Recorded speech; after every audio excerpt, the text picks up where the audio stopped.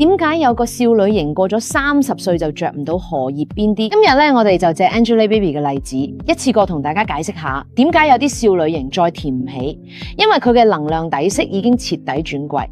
冇得明呢一點，你先可以掌握基因風格能量美學嘅核心理念，就係我哋塊面可以微調，但你嘅能量係呃唔到人嘅。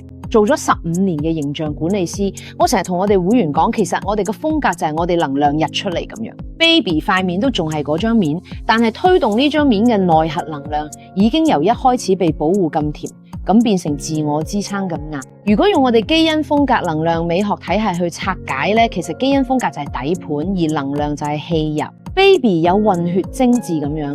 少女時尚型呢，本身就有甜美嘅潛質，但係早年嗰種閃耀嘅甜，其實係燒緊被寵愛、被呵護嘅少女能量。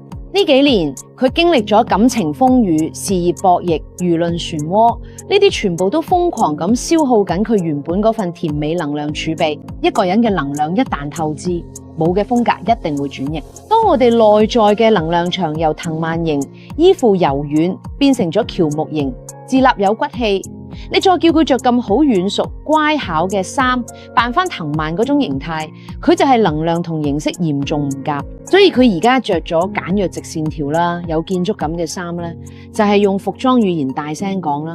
我內在已經唔同嘅。咁對比同樣都係少女型基本盤嘅羊菇型，就係一個相反嘅例子。羊橫型、少女古典型，佢哋甜可以保鮮。重點係主動感嘅低能耗模式，遠離風暴中心，減少能量流失。佢嘅基因風格同內在能量都好恬靜安然，非常自給。所以即使40-50歲，佢嘅風格都依然好穩定。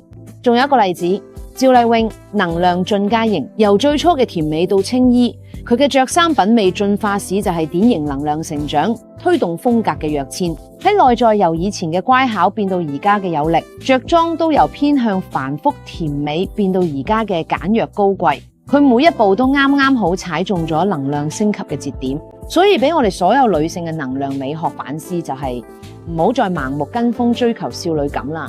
真正嘅形象管理唔係扮亂，而係要令你嘅外表精準嘅配合你而家嘅生命能量狀態。跟住我做3步，第一步能量診斷。唔好咁快就去買衫，我哋坐低問下自己，最近係咪心力交瘁定係鬥志昂揚？我係要人睇到，定要人尊重？能量狀態係你着衫嘅底層密碼。第二，搞清楚基因風格，認清骨傷、五官同氣質底色呢啲基本盤。好似 Baby 嘅甜美就係嚟自佢混血嘅精緻感。咁你自己獨特嘅辨識度又係嚟自邊度呢？第3步呢，就係用我哋嘅服裝、妝容、髮型咁做我哋嘅能量添加劑或者能量穩定器。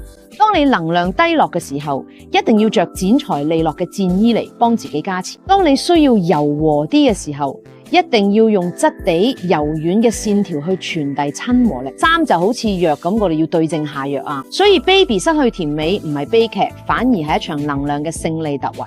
佢掙脫嘅社會對女明星永遠要甜美嘅期望，走向更加廣闊、更加複雜嘅能量表達領域。所以一定要記住咧，我成日講嗰句說話咧，最靚嘅風格永遠都係自給。等我哋嘅外在可以忠於你，一路走咗淬煉出嚟嗰個內在自我。如果你而家都經歷緊風格迷惘期，如果你覺得點着衫都唔啱，好大機會係你嘅能量已經成長嘅，但你個衣櫃仲停留咗過去。